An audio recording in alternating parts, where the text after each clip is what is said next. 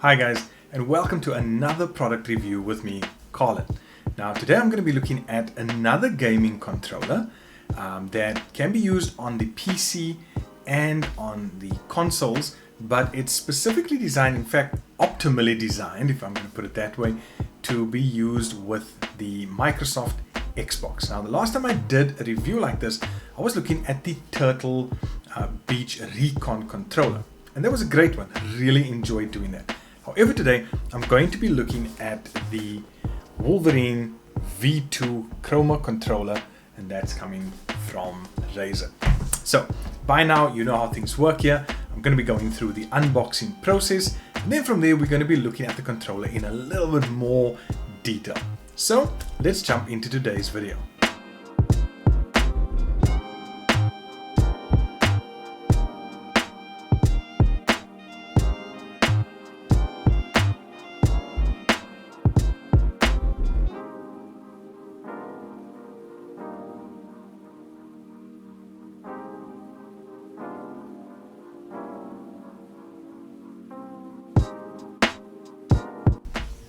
Okay, so here's the box of the Chroma Wolverine controller.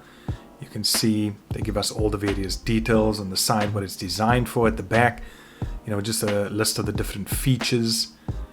So yeah, let's put it down and just open it up.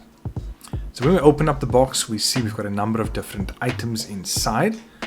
First of all, we have our normal note, just saying thank you for purchasing the product, signed off there. We've also got our instruction manual, and this is going to be of a big benefit to you because there are so many different features and so many different functions on this controller, as you can see, from A through to Q. So there's a lot going on here. Then we've also got our traditional Razer branding, nice little sticker there, and you can see as I twist it around it changes color. And then we've got our controller, and then two little buttons on top that seem like, at this point, spare analog buttons, but one's got a slightly domed shape to it, whereas the other one is slightly flatter, looking like your more traditional analog button. But we'll see as we go through today's video what that's there for. Right, so we're looking at the controller itself. Now there's not a huge difference in weight between this one and your normal Xbox controller, but when you pick it up, you immediately feel the difference, where your hands physically grip the controller. This is due to the textured grips that you can see there. We've got our D-pad that's slightly raised as well. You can see also that we have a number of extra function buttons. So not just our normal LB and RB, we've got our what looks like lock toggle switches, and then more multifunction buttons at the bottom as well. Okay, so you can see over there, and then I've got my audio jack as well for my 3.5mm audio cable and my USB-C connector. And then last but not least, I've got my braided cable, and you can see just a nice length cable as usual, so I can sit a nice distance away from my console. Connects to the controller via USB-C, and then it connects to the PC via a normal USB port. So you can see there again, good old braided cable, always a solid connection. And like I keep saying, I love the braided cable because it just means it's a lot stronger than your traditional cable, and also the length of it. So here you can see I'm just plugging it in. It's as simple as that. Plug it into the controller because this is a wired controller. So plug it in there, USB into the PC, and then you'll actually get the full functionality, not just connecting it, but the lights that go with it as well.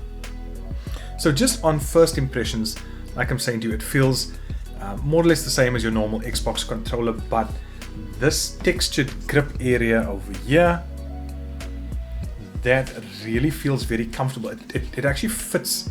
It has a more comfortable fit into your hand than the normal Xbox controller.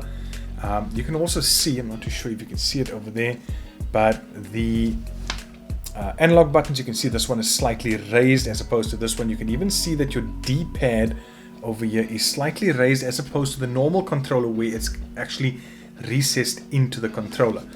We can see a few changes on the buttons as well. You can see where some of them are placed as opposed to your traditional controller. So yeah, first impressions, good one. As I mentioned before, the thumbsticks, or analog buttons as they are called, are interchangeable. This is what I picked up. Remember, I said that it looked like it was spare analog buttons, but these sticks can be physically removed from the controller with a little tug, and the analog sticks actually connect to the controller magnetically. So the shorter one that has the dome design is actually there for speed use, and the taller one that you can see on the right hand side that I showed you is actually there to improve accuracy. So it's easy on, easy off, and playing can continue without delay. On the back of the controller, where you normally find your trigger, plus LB and RB, etc., you'll notice the addition of another multifunction button on either side, which can be programmed according to what you need in a particular game. But that's not all. Added to this underneath, you'll find another 4 buttons. 2 of them are like triggers, and the others look like your normal, LB and RB. But again, this allows you more customization to the control, and so in total you've got 6 extra buttons that can be customized and remapped to whatever you need according to the game that you are playing. Amazing. One of my personal favorites are the unique lock buttons under the controller. Now, these have been positioned close to the triggers, and there's a reason for that. These are known as trigger stop switches, and are a really cool addition to this controller, because when the lock buttons are toggled towards the triggers, it gives you a shorter pull, which is ideal for first-person shooting games.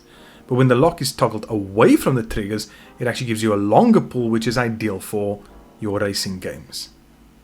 Now, for even extra flexibility and customization of your controller and all those buttons that you are going to be remapping, don't forget to download the Razer controller setup software, which is going to allow you to do all that. You'll be able to customize and build profiles for your various games using everything that this controller has.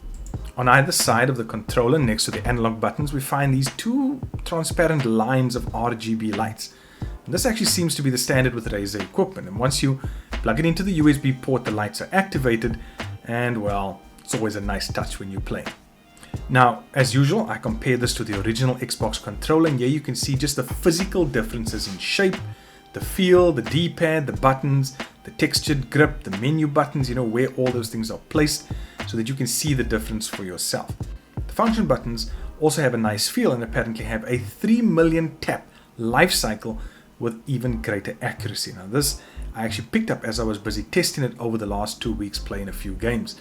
I experienced the physical difference and the difference in actual gameplay while using this controller.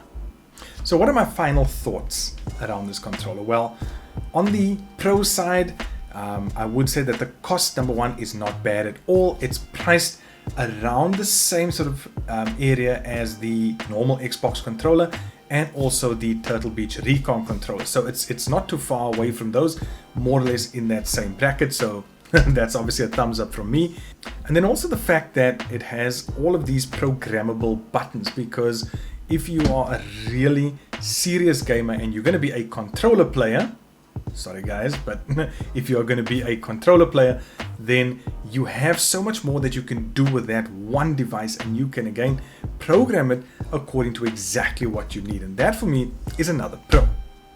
However, having said that, I will say that even though you have all of these buttons and you can beautifully customize everything, for those who are not that serious, it might actually be a waste. Okay, so if you are not going to be using the controller for all of its features and to program all of these different buttons, and you're just going just to have a nice time, play, use your triggers, LB, RB, done, then this might not be one for you. But on the whole, I think it's a very balanced controller. I love the fact that even though it's wired, you've got that nice cable length, which means you're not confined just to 1 meter from the console itself. So on the whole, guys, great controller. I definitely recommend this. Thanks so much for joining me, and I'll see you in one of our next videos.